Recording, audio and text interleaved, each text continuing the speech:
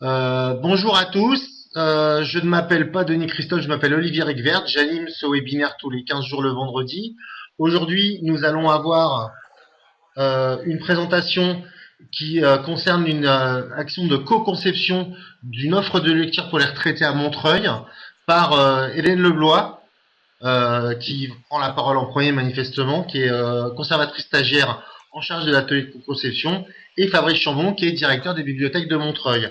Ils vont nous parler donc de ce que ça peut représenter qu'un exercice de co-construction avec des agents qui n'étaient pas forcément complètement partants pour se lancer, en tout cas qui n'avaient jamais fait ça, d'une part, et d'autre part avec un non public qu'on est allé chercher. Donc voilà, je vous laisse la parole. C'est à vous, vous avez 25 minutes devant vous. Alors bonjour à tous, Hélène Leblois, conservatrice stagiaire à l'UNET en fin de formation. Et nous Et sommes. Fabrice Chambon, donc directeur des bibliothèques de Montreuil. Bonjour à tous. Bonjour. Alors on va avoir une présentation en deux temps. D'abord on va vous expliquer ce que nous avons fait lors de cet atelier et puis ensuite on aura une partie d'analyse réflexive. Alors, donc, les grands questionnements. Où et quand? Pardon. Alors le séminaire s'est déroulé le 31 janvier et le 1er février 2017, donc il y a de ça quelques mois désormais, à la bibliothèque Robert Desnos de Montreuil. Donc une des bibliothèques du réseau qui en comporte 4. Et donc peut-être j'en profite pour rappeler que Montreuil est une ville de l'Est parisien qui touche Paris, donc en petite couronne, dans le sud du département de la Seine-Saint-Denis. Et c'est une ville qui se caractérise par une forte mixité sociale et une grande diversité culturelle. Donc avec un enjeu pour nous qui était de s'adresser à tous et donc de tenter de mettre dans la boucle des seniors de divers horizons. Pourquoi? Alors la question de travail, c'était comment faire venir davantage de retraités dans les bibliothèques de Montreuil, puisque nous avions constaté qu'il y avait une plus grande proportion de personnes retraitées dans la ville que nous n'en avions dans nos inscrits, dans les inscrits à la bibliothèque.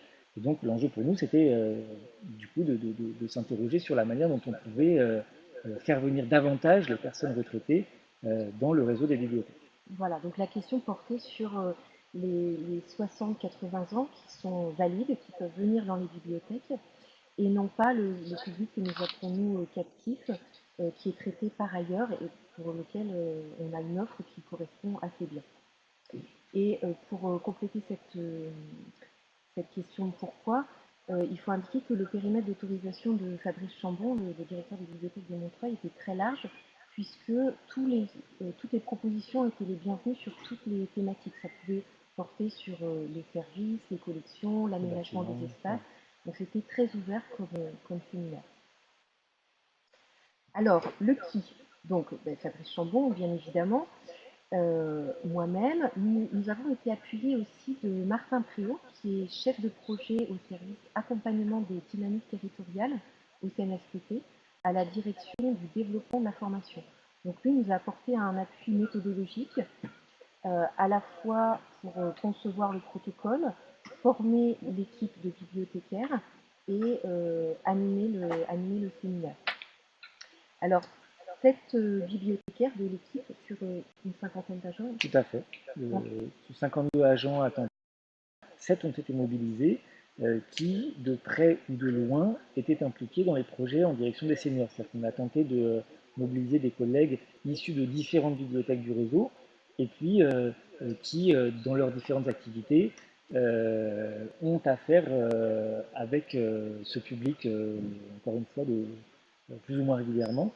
Donc on a d'abord commencé par recruter des personnes volontaires et puis assez facilement, sans trop insister, on a réussi à mobiliser donc 7 collègues qui après échange se sont déclarés volontaires. Quant aux participants, donc on a recruté 25 à 30 participants.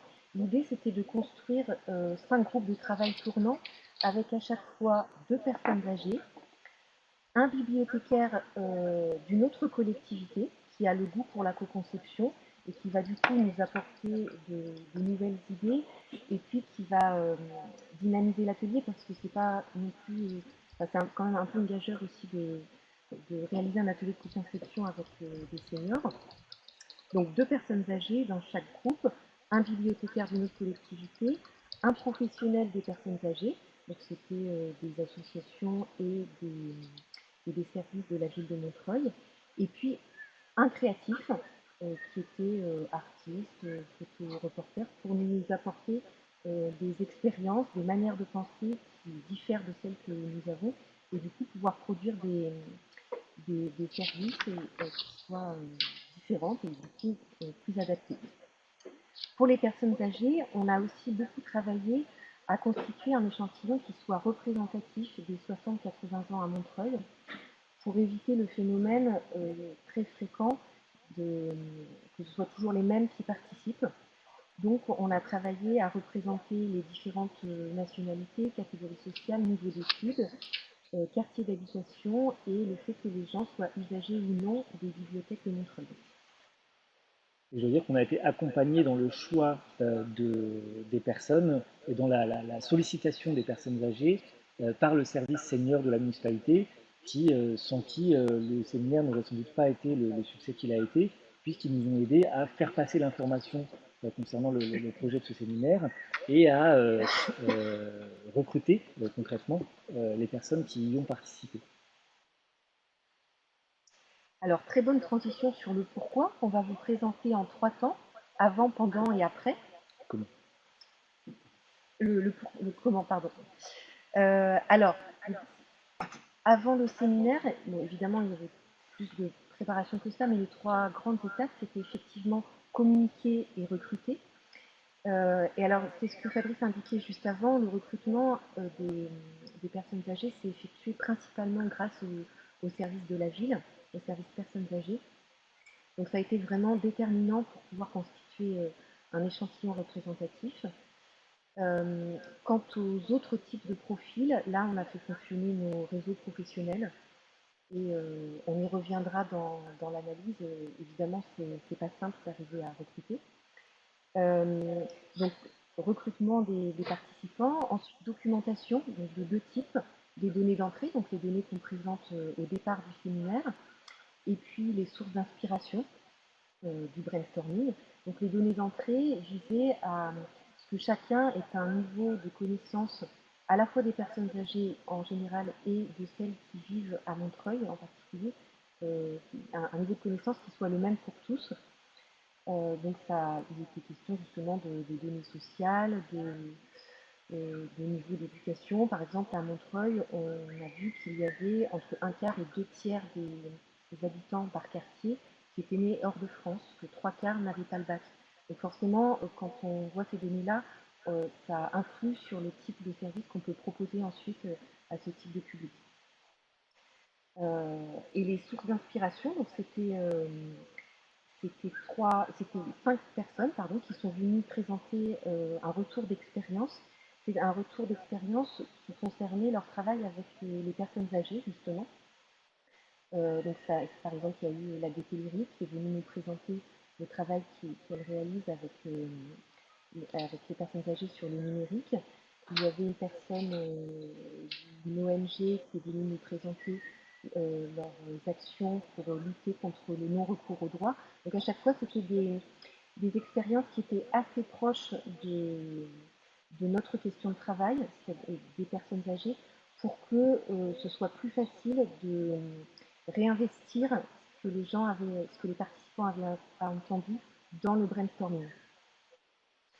Et enfin, ce que nous avons fait aussi avant le séminaire, c'est former les 5 facilitateurs et globalement les 7 personnes impliquées à la facilitation, puisque c'était quelque chose que tous découvraient. Il y a régulièrement dans les bibliothèques, mais ça reste quand même quelque chose qui est peu fréquent. Et donc personne n'avait eu l'occasion encore dans l'équipe projet de se former à la facilitation. Alors la manière dont nous avons procédé, c'est des formations qui étaient très courtes, parce que mobiliser 7 personnes sur une équipe de 50, c'est beaucoup pour continuer à assurer le service public. Donc en fait, ce que nous avons fait, appuyé de Martin Préau, c'est que nous avons fait d'une part 3 cafés d'une demi-heure, donc sous forme d'une manière conviviale, pour expliquer ce qu'est la co-conception, ce que sera le déroulé du séminaire et puis quelle est la posture des facilitateurs. Et enfin, pendant une demi-journée, on a réalisé une formation action qui était un filage en fait des 2 jours de séminaire. Avec une formation qui s'est déroulée sur au total 8 à 9 semaines. C'est-à-dire que toutes les 2 ou 3 semaines, on se revoyait, ce qui permettait à chacun de s'approprier progressivement le processus et donc de se former progressivement à la mise en œuvre du séminaire. Alors, euh, le protocole, donc je vais vous le présenter brièvement dans ses principales étapes. C'est un protocole classique hein, en fait. Donc d'abord l'accueil, on accueille les participants, on attribue un badge selon les profils et Fabrice et un facilitateur ont présenté les données d'entrée. Ensuite, la deuxième étape, je ne sais pas si vous pouvez voir la souris, donc je la mets au cas où, ça a été la visite guidée par les non-usagers et les usagers, donc les seniors, qui expliquaient soit pourquoi ils sont venus au séminaire et pourquoi ils ne venaient pas dans les bibliothèques, soit pour les usagers, ils montraient ce qu'ils utilisaient, comment ils l'utilisaient, où est-ce qu'ils allaient, ce qu'ils faisaient dans les bibliothèques. Troisième étape, les histoires inspirantes, donc, que j'ai évoquées tout à l'heure. Donc là, il s'agissait d'avoir des idées, enfin de favoriser des idées pour le brainstorming. Et ensuite, après le déjeuner, le brainstorming lui-même. Donc là, il s'agissait de proposer le maximum d'idées. Et ensuite, bien sûr, la phase de sélection, qui est une phase toujours très délicate, que nous avons assez travaillée, puisque nous l'avons réalisée en 3 étapes.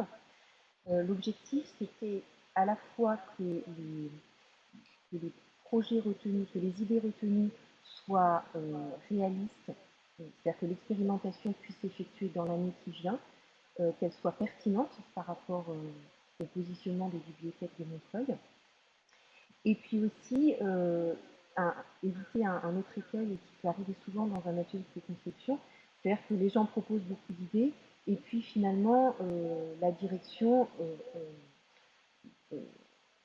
sélectionne elle-même les idées. Là, l'idée, c'était que justement, on travaille de concert, que les participants et la direction justement co-construisent proprement la sélection des idées. Donc du coup, en trois phases. D'abord, chacune des tables est sélectionnée parmi l'ensemble des idées proposées 3 idées. On leur avait donné 3 critères pour sélectionner ces idées. Est-ce que la proposition répond à la question de travail, donc comment faire venir plus de rétrocés dans les bibliothèques de Montreuil. Deuxièmement, est-ce qu'elle peut être mise en œuvre dans l'année qui vient. Et troisièmement, est-ce qu'elle entre dans les missions et les moyens des médiathèques de Montreuil. Donc là, évidemment, le rôle des facilitateurs était important pour indiquer si la proposition était pertinente par rapport à ce qui se pratique à Montreuil.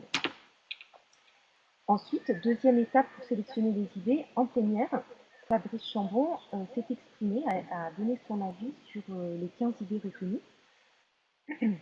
L'idée n'était pas d'effectuer une quelconque censure, mais bien de vérifier collectivement si l'ensemble des propositions qui étaient sur la table étaient compatibles à la fois avec nos moyens, parce que certaines propositions étaient susceptibles de toucher au bâti. Nous avions, encore une fois, Hélène l'a rappelé, fait le choix de laisser la possibilité d'aborder l'ensemble des problématiques qui concernent la lecture publique à Montreuil, mais avec cette limite que nous connaissons les moyens dont nous disposons annuellement et que donc il était préférable d'éviter de travailler sur des pistes que nous n'aurions pas eu les moyens de mettre en œuvre par la suite, soit par manque de moyens financiers ou humains, soit parce que nous considérions que ça ne rentrait pas dans le champ des missions de la bibliothèque, c'est que nous n'avons pas pour vocation d'organiser des compétitions cyclistes. Et donc, voilà, il fallait exclure du champ un certain nombre de propositions. Donc, mon intervention à ce moment-là visait juste à rappeler le cadre et à ramener les propositions qui étaient un petit peu hors champ dans le cadre des missions des bibliothèques. Voilà, je peux faire ça. Oui, tout à fait.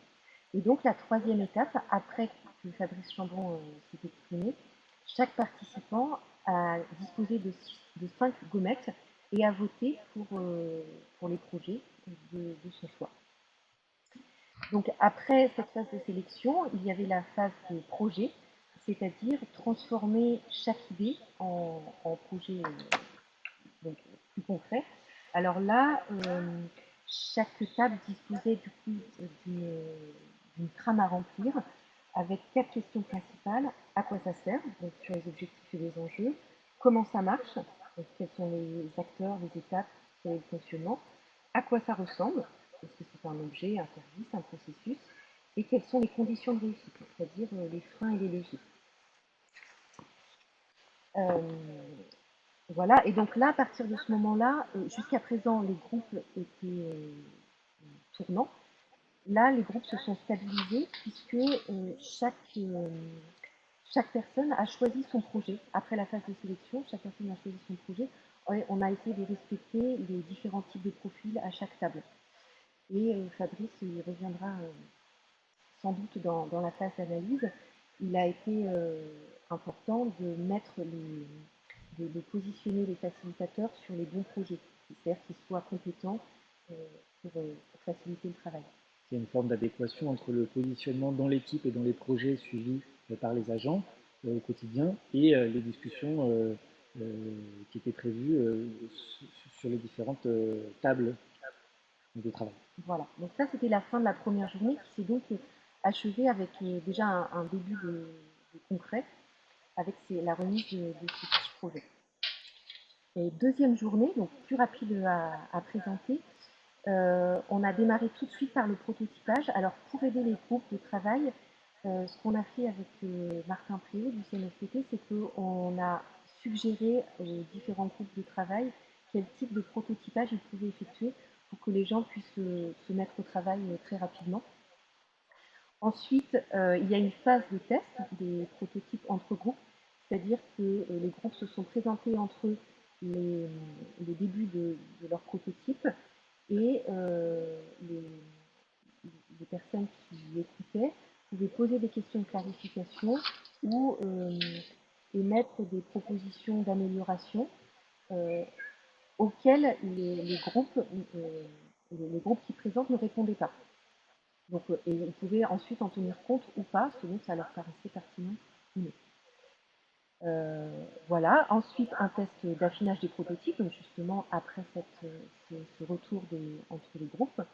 Et puis une conception des expérimentations, alors même chose avec une trame à renseigner pour aider les participants. Et enfin, dernière étape, une restitution des projets en plénière par chaque groupe en présence de l'adjointe au maire en charge des personnes âgées. Donc ça, c'était pour la présentation du protocole et le résultat, c'est 5 prototypes. Voilà, 5 prototypes, donc encore une fois,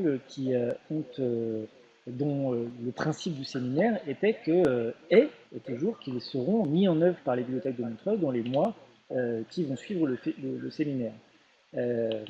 Alors le premier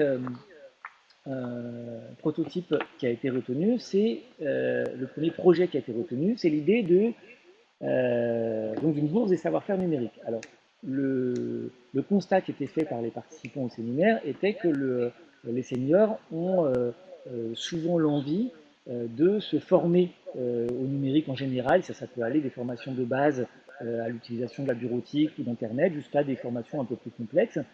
La bibliothèque propose un certain nombre de formations, d'initiation en l'occurrence à la bureautique et Internet précisément, mais ne va pas au-delà. Et donc il y avait une forme de frustration, un désir que de nouvelles propositions soient formulées. Nos possibilités à nous dans les bibliothèques sont limitées par les moyens humains qui sont à notre disposition.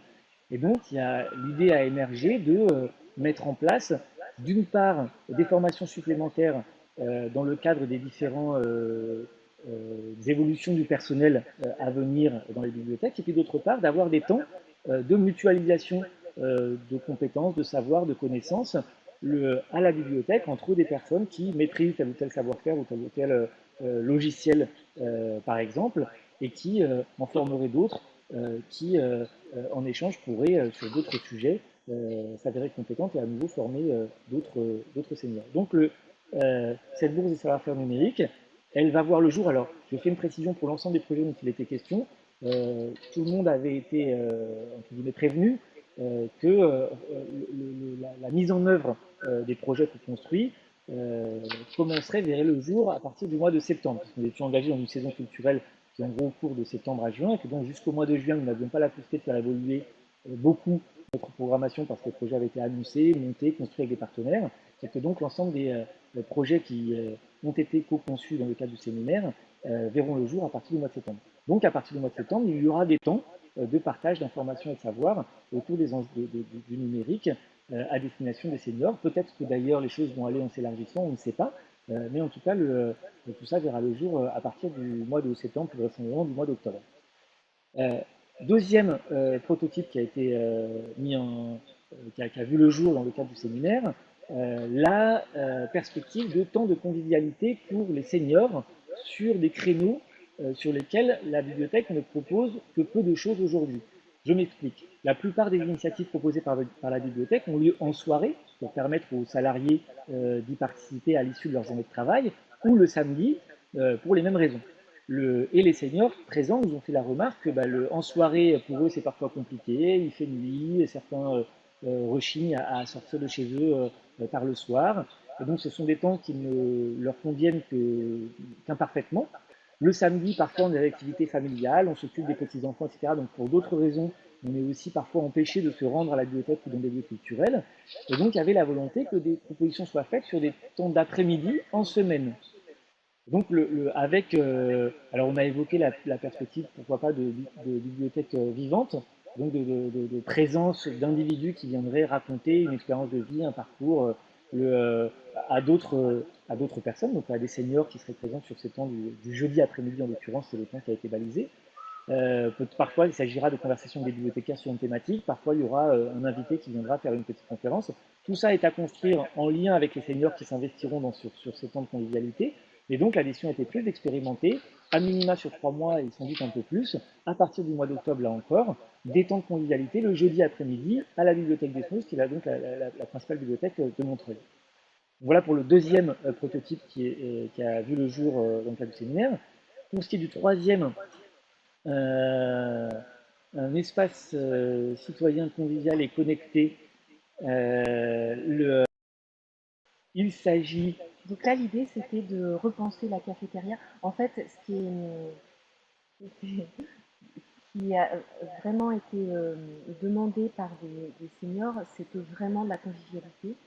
Donc, en ayant des temps spécifiques, mais aussi des espaces qui permettent, donc des espaces qui soient mobiles, qui permettent de se rencontrer, d'échanger, de discuter, qui soient vraiment un lieu de vie.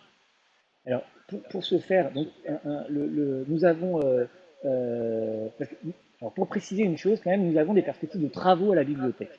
Et donc, nous avons indiqué au début du séminaire ces perspectives de travaux. Donc, pendant 2 ans, la bibliothèque va connaître des évolutions architecturales importantes. Et donc, nous nous apprêtons au sein de l'équipe à réfléchir aux évolutions à apporter au bâtiment. Et donc, comme nous avions décidé d'ouvrir largement les vannes de la réflexion, nous avons proposé aux seniors de nous faire des propositions sur précisément l'évolution des espaces. Avec, encore une fois, ce souci de convivialité a été évoqué à plusieurs reprises, et donc des Legos ont été utilisés par donc, une des tables de travail pour illustrer les propositions d'aménagement d'espace donc au service de la convivialité qui étaient proposées. La proposition qui a été faite, c'est d'avoir du mobilier mobile dans un espace supplémentaire qui aujourd'hui est une salle de lecture et qui pourrait demain, qui deviendra demain, donc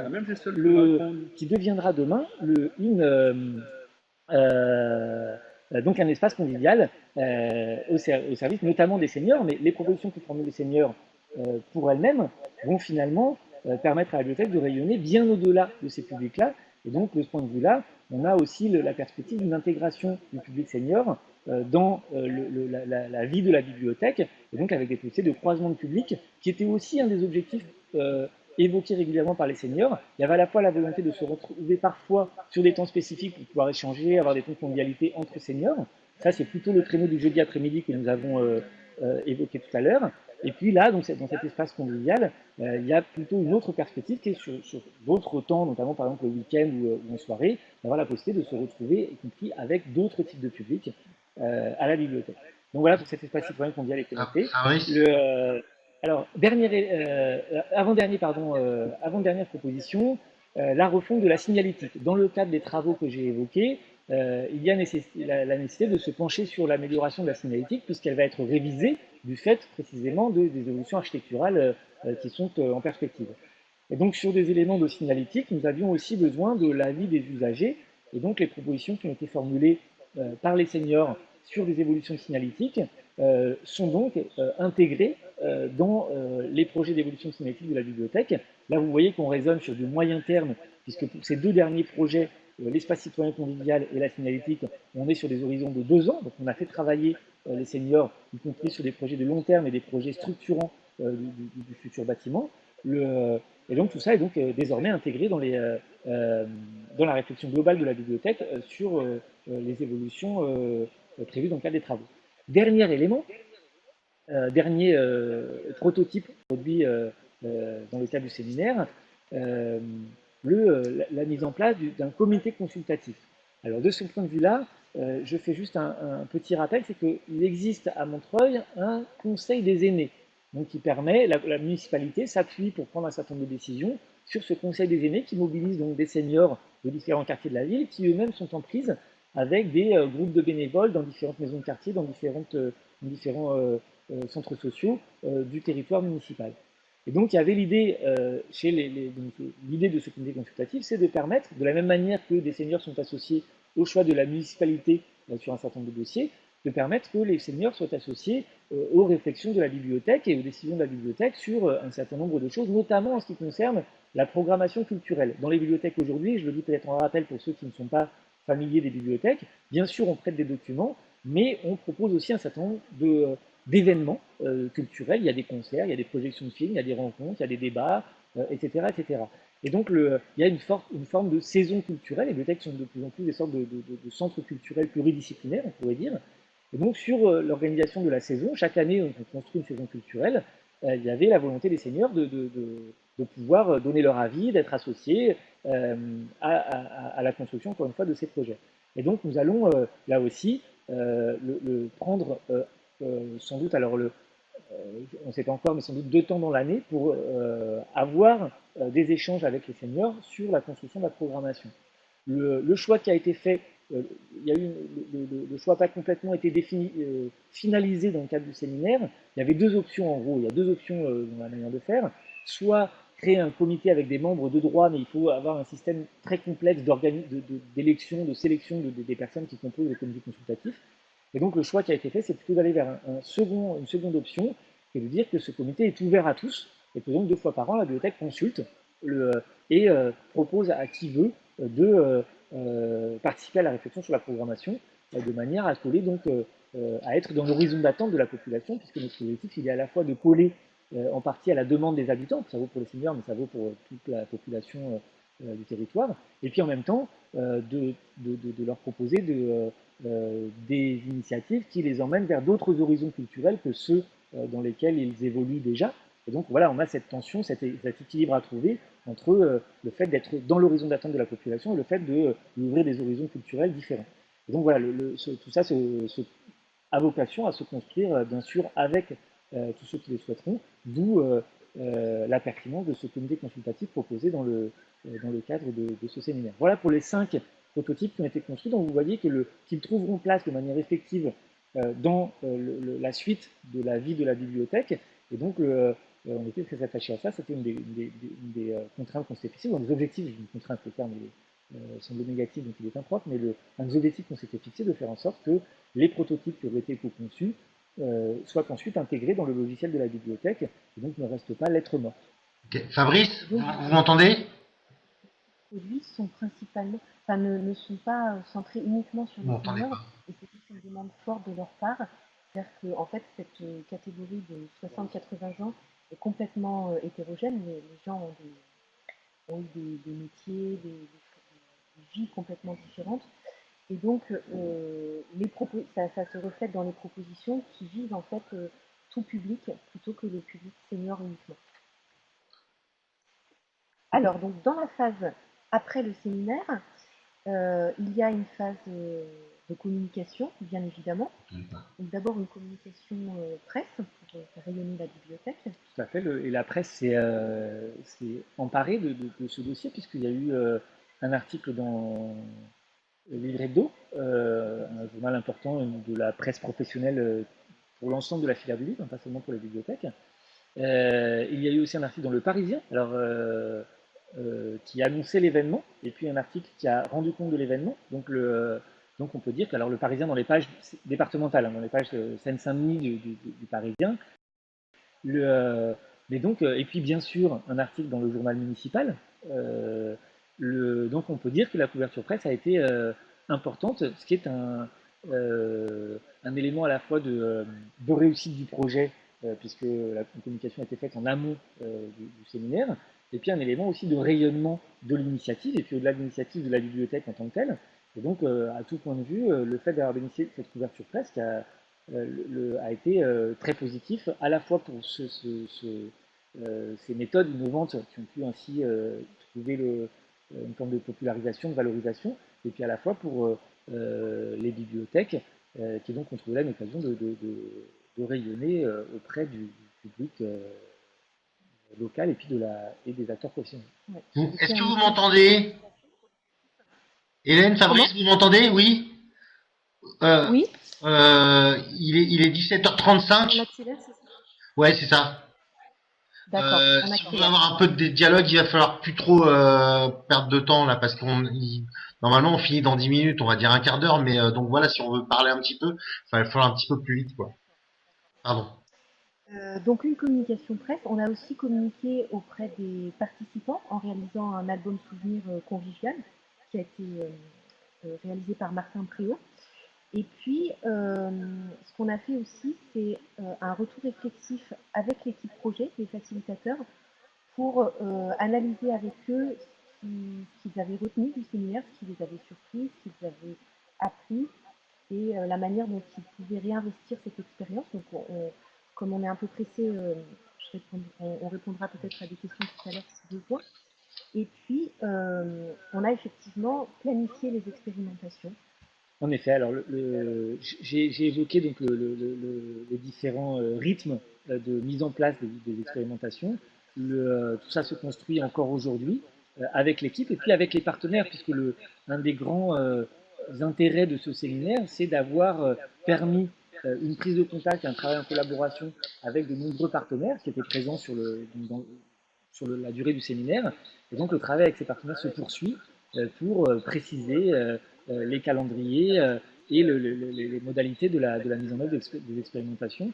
Et donc de ce point de vue-là, il y a un travail de long terme qui a été engagé dans le cadre du séminaire, qui s'inscrivait dans un certain nombre de projets déjà menés en direction des seniors, mais encore une fois des seniors captifs, dans les maisons de retraite ou autres. Donc, il y avait déjà des contacts avec les partenaires, mais ils ont pris une autre dimension grâce au séminaire. Voilà. Donc, on a terminé cette phase de présentation du séminaire. Et vous avez remarqué que dans les questions, il n'y a pas de combien, parce qu'en fait, c'était un coût très faible. Il y avait quelques frais de papeterie et le repas, bien sûr, qui était offert aux participants. Mais grâce notamment à l'appui de Martin Préau, nous avons pu construire un protocole sans avoir recours à un prestataire. Donc, le coût a été très faible. Alors maintenant, l'analyse que nous allons vous proposer sous forme de questions-réponses entre Fabrice et moi. Alors, pourquoi avoir proposé la méthodologie de la co-conception? Alors, effectivement, quand on s'est rencontré avec... On a un problème de son. Oui. Vous nous entendez? Ouais, c'est bien là, ça va. Donc Fabrice, quand on s'est rencontré avec Fabrice, il m'a indiqué que lui avait besoin qu'on travaille sur le développement de la fréquentation des seniors. Et moi, je lui ai proposé la méthodologie de la co-conception parce que je suis en formation à l'INET aujourd'hui et je voulais expérimenter des pratiques managériales qui favorisent l'innovation publique, c'est-à-dire organiser des dispositifs collaboratifs qui stimulent la créativité et former une équipe à la facilitation. Et alors toi, Fabrice, qu'est-ce qui t'a convaincu d'accepter cette méthodologie? Eh bien, moi, je dois dire que je le dis pour ceux qui ne seraient pas familiers de ce type de méthodologie, je ne l'étais pas moi-même au départ. Et donc, Hélène m'a fait cette proposition de méthodologie que je n'avais jamais moi-même expérimenté. Moi, j'avais cet objectif de m'adresser plus efficacement au public senior. Et, j'y voyais, j'ai vu de prime abord l'occasion de nouer des contacts approfondis avec des partenaires que nous ne connaissions qu'imparfaitement pour certains d'entre eux, l'occasion d'expérimenter de nouvelles formes de travail et d'association des usagers au fonctionnement de la bibliothèque, ce qui était évidemment un objectif poursuivi, un objectif qui est positif, mais donc encore une fois que nous n'avions jamais mis en œuvre. Et puis l'occasion aussi en interne de mobiliser plusieurs collègues autour d'un projet original, innovant, et plusieurs collègues dont certains travaillaient déjà cette problématique de l'accès des publics seniors à la bibliothèque, dont d'autres le travaillaient moins directement, et à qui ça permettait à la fois de, tout comme c'était mon cas, de se frotter à de nouvelles méthodes de travail, et puis de mieux travailler la relation avec les partenaires qui étaient présents autour de la table. Alors, on poursuit notre discussion, notre petit jeu de questions-réponses. Qu'est-ce qui t'a surprise, toi, Hélène, et qu'en retires-tu pour la suite de ton parcours professionnel de ce séminaire? Alors, d'abord, ce qui m'a surprise dans le très bon sens du terme, c'est que ce type de projet est très fédérateur, ce qui en fait du coup un très bon outil de coopération entre les collectivités, enfin avec les collectivités et les partenaires. Donc là, en l'occurrence, la ville, parce que les bibliothèques relèvent de l'intercommunalité Est Ensemble, et puis différents types de partenaires publics et privés. Ce qui m'a surprise aussi, c'est que, en fait, dans le milieu des bibliothèques, traditionnellement, la posture, c'est une posture de sachant. C'est-à-dire que nous proposons une offre en direction des publics pour les amener de leur zone de confort vers des ressources plus exigeantes. Et que là, en fait, c'est complètement une autre démarche puisqu'on part des propositions des habitants. Et donc, il faut arriver à construire, c'est ce qu'expliquait Fabrice tout à l'heure, un équilibre entre le fait de donner la parole aux habitants et le fait de les amener aussi vers des ressources qui sont plus exigeantes, et que cet équilibre-là est à construire avec les bibliothécaires aussi, avec les professionnels. Et évidemment, en 3 mois, on peut dire qu'on a avancé, mais c'est forcément changer de posture professionnelle, c'est toujours un petit peu long. En tout cas, il faut vraiment le prendre en compte dans ce type de projet. Euh, alors, je vais évoquer, je passe un peu rapidement parce qu'il faut qu'on avance. Euh, donc, dans notre projet, les facilitateurs étaient issus de l'institution organisatrice. Ce n'étaient pas des designers. On n'a pas recouru à des personnes externes qu'il aurait fallu rémunérer. L'intérêt, c'est que les collègues ont une très bonne connaissance du fonctionnement des bibliothèques et du coup, par exemple, pendant les phases de prototypage, pouvaient indiquer quel type de partenaire il est pertinent de mobiliser. L'ambiguïté, c'est que les facilitateurs peuvent, du coup, pour certains, se porter plus sur le fond que sur la forme uniquement. C'est-à-dire pas seulement organiser les collectifs de travail, mais aussi intervenir sur le fond et c'est-à-dire être porteur de projet aussi. Voilà, donc il faut avoir en tête cette ambiguïté-là. Euh, pour le, pour le dernier point, toi, qu'est-ce qui t'a surpris? Le, Moi, ce qui m'a surpris et marqué, c'est à la fois la, comment dire, la facilité avec laquelle, malgré la nouveauté du dispositif, les choses se sont déroulées. C'est-à-dire que euh, ça a permis, je pense, à la fois à des personnes âgées effectivement de s'investir dans les perspectives de la bibliothèque pour demain, et puis en même temps, ce faisant, ça a fait d'elles des relais des services de la bibliothèque un peu partout dans la ville, dans les différents groupes de bénévoles qui peuvent exister dans les différents quartiers. C'est à peu près le même principe avec les partenaires, c'est qu'on a des partenaires qui sont dans une relation, parfois dans une relation un petit peu euh, contractuelle entre la bibliothèque, les partenaires, voilà, bah, nous on apporte ça, vous vous apportez ça. Et là, on a travaillé ensemble pour imaginer des choses pour la suite. Et eh bien, ça fait deux relations qui se sont approfondies et qui sont autant d'outils pour construire plus efficacement des projets demain, après-demain. D'abord ceux qu'on aura décidé en séminaire, et puis sans doute d'autres parce que la relation va se poursuivre. Donc le séminaire, de mon point de vue, il a constitué une formidable occasion d'approfondir la relation avec un certain nombre d'acteurs et de se positionner les uns les autres euh, collectivement euh, au bon endroit du point de vue de ce que devrait être sans doute l'offre d'une bibliothèque demain. Encore une fois, je répète un peu ce qu'on a dit l'un et l'autre, mais à mi-chemin entre à la fois le fait de répondre à la demande immédiate de la population et puis en même temps de proposer de nouveaux horizons. Voilà, donc chacun est à sa place et tout ça permet une mayonnaise qui, en tout cas pour l'instant, s'est avérée fructueuse et on espère qu'elle permettra de continuer à fonctionner de cette manière pendant le plus de temps possible, ma foi. Ok. Et alors, pour terminer, évoquons quelques-unes des difficultés. On peut en évoquer deux. Alors, d'abord, le recrutement, qui est extrêmement chronophage. Donc, on disait qu'on a eu la chance de pouvoir s'appuyer sur les services de la ville, mais c'est quand même un vrai frein. Là, moi, j'intervenais en tant que stagiaire. Si une équipe doit effectuer le travail toute seule, c'est c'est lourd. Donc, c'est quand même à prendre en compte dans la gestion de ce type de projet. Et puis, le deuxième point, c'est l'accompagnement de l'équipe. Tout à fait. Y avait une inquiétude mais légitime sur la charge de travail que tout ça allait représenter. Le choix de fonctionner par petites touches sur un temps relativement long a permis que petit à petit le principe et la méthodologie soient mieux comprises par tout un chacun, y compris par moi. Hein, je m'inscris dans le lot. Le, euh, mais voilà, il faut veiller à accompagner l'ensemble des équipes qui se prêtent au jeu parce que dans la mesure où c'est relativement expérimental encore et où tout le monde n'a pas la pleine maîtrise de ce type d'expérimentation, eh bien, il faut rassurer régulièrement tant les encadrants que les équipes. Voilà, moi, j'ai eu aussi de nombreuses discussions avec Hélène sur la manière dont on devait s'y prendre pour la suite, etc. Donc, il y a un processus qui demande un peu de temps. Il faut l'avoir anticipé et qui demande aussi voilà, des échanges réguliers pour rassurer, faire bouger deux, trois lignes, s'adapter au contexte local, aux difficultés qui peuvent exister ici ou là. Donc voilà, ça demande de prendre le pouls régulièrement de la situation pour s'adapter à la manière dont cette méthodologie dont les collègues s'approprient la méthodologie. Et encore une fois, j'inclus l'encadrement et la direction des équipements dans les personnes que j'évoque.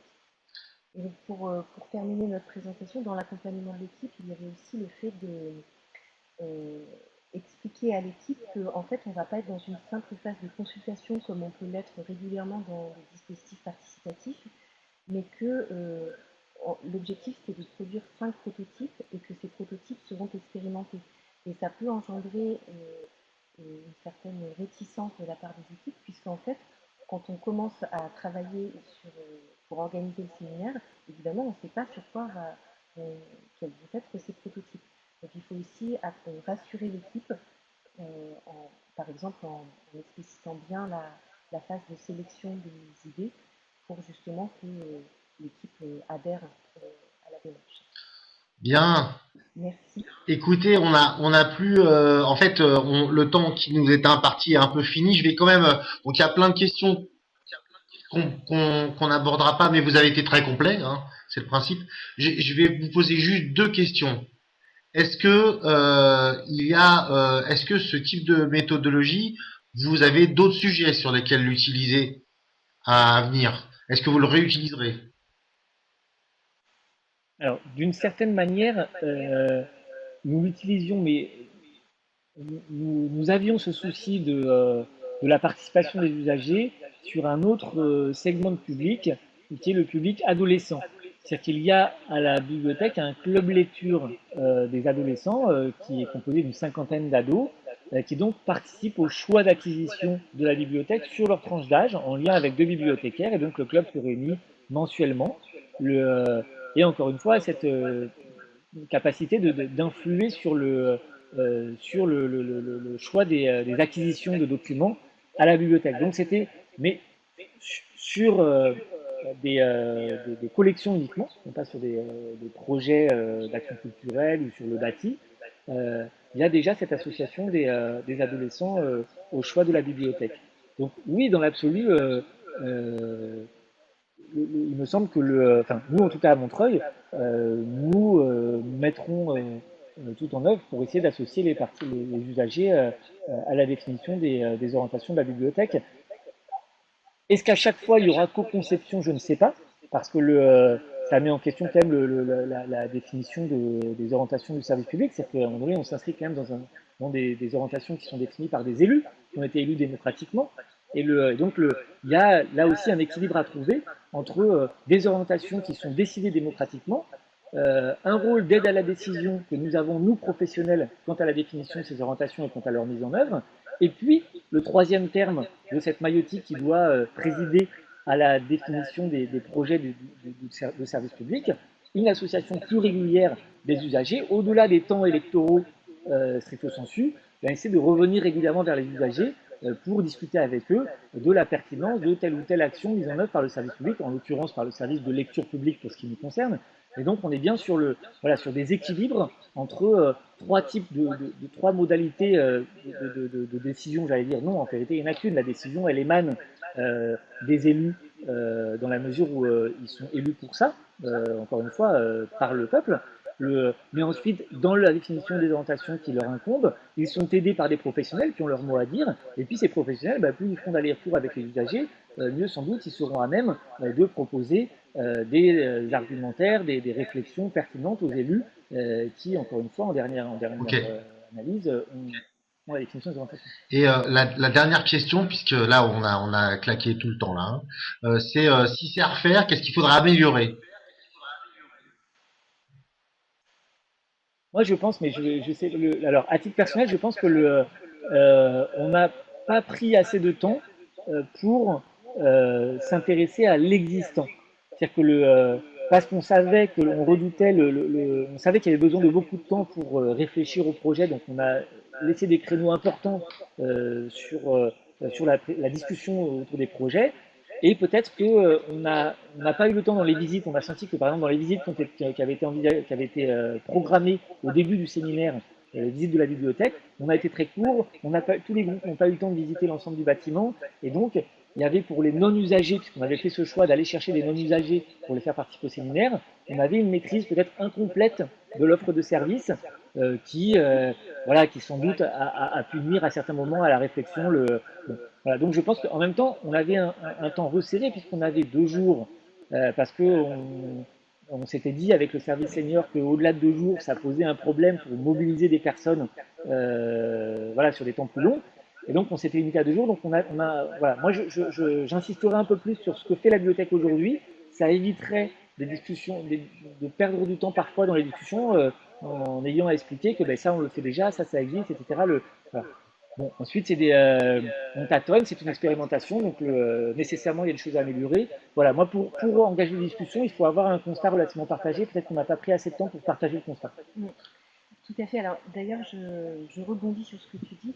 Euh, Même à la première étape, c'est-à-dire lors du café où on présentait les données d'entrée, euh, ça a été un temps qui, en fait, a plus été un temps de café que véritablement de prise de connaissance de ces données d'entrée, ce qui fait que les gens n'avaient pas tellement d'idées finalement, par exemple, des pratiques culturelles des personnes âgées, de leur utilisation des outils numériques, du profil de population à Montreuil. Et du coup, en fait, le fait que ces données-là n'aient pas été suffisamment prises en compte a fait que chez beaucoup de personnes, en tout cas chez un certain nombre de personnes âgées, euh, on a noté qu'il y avait une difficulté à aller vers l'intérêt général et que les gens en restaient souvent à leur point de vue particulier. Donc voilà, ça c'est quelque chose sur lequel il faudrait qu'on travaille davantage. Enfin, avec des outils très simples, hein. Par exemple, mettre les données d'entrée dans la salle de conception ensuite pour que les gens puissent régulièrement s'y référer. Et sur ce que disait Fabrice, c'est-à-dire les visites, effectivement, elles ont été un peu rapides. Et ce qu'il aurait fallu améliorer aussi, à mon sens, c'est aussi la posture de facilitateur, parce que très rapidement, en fait, les collègues ont présenté les services, au lieu que ce soit les usagers qui indiquent quel usage ils faisaient des collections. Ouais. Mais voilà, c'était un stage de 3 mois, donc les collègues ont agi au mieux possible et voilà, c'était une première expérimentation pour Ouais. nous. Bah, toute façon, il y a pas d'autre façon, il y a pas d'autre façon que de faire pour apprendre à faire ce genre de choses-là. Enfin, moi qui ai un petit peu de pratique sur la question, il faut faire et puis refaire et recommencer. Et c'est comme ça qu'on arrive à avancer et à trouver les bons dosages. C'est vrai que souvent la phase d'inspiration, elle est pas suffisamment mise en œuvre et elle est pas suffisamment prévue dans le temps parce que on veut du temps pour la créativité, mais il faut bien avoir une base solide pour pouvoir avancer et trouver des choses innovantes. Et ben écoutez, il me reste à vous remercier parce que le temps est fini. Hein. Je- Mais merci beaucoup à Merci. vous. Merci à tous. Et puis moi, je voudrais remercier Hélène Leblois et Martin Préau parce que quand même, dernière chose, quand on se lance dans ces projets-là, il faut être accompagné. oui, Alors parfois, c'est des cabinets, etc., qui sont effectivement, ça demande des budgets. Nous, on a eu la chance d'avoir Hélène, donc, qui a choisi de faire son stage ici sur ce sujet, et puis Martin, qui nous a accompagnés tout du long. Donc voilà, c'est une des composantes quand même de la réussite du projet, c'est d'avoir des personnes ressources qui sont en mesure d'accompagner l'équipe au quotidien. ok, très bien. Bah écoutez, je vous remercie tous. Moi, je dis que votre projet, il pourrait très très bien s'insérer dans l'université d'été de l'innovation les 10, 11, 12 juillet à Cluny. On cherche des défis à présenter à tout le monde pour les montrer comment les faire passer à l'échelle. Là, c'est vraiment quelque chose d'intéressant. Il faudra qu'on en reparle ensemble. J'invite d'ailleurs tous les participants. On a été jusqu'à 15 en ligne à venir à l'université d'été de Cluny début juillet, où on pourra travailler plus en commun et essayer de faire avancer les dossiers et profiter des expériences de tout le monde pour continuer à avancer sur le terrain de l'innovation publique. Voilà. Et ben écoutez, Merci beaucoup. cette session s'achève. Je vous remercie encore une fois et vous dis à bientôt. Au revoir. À À bientôt, bientôt. merci.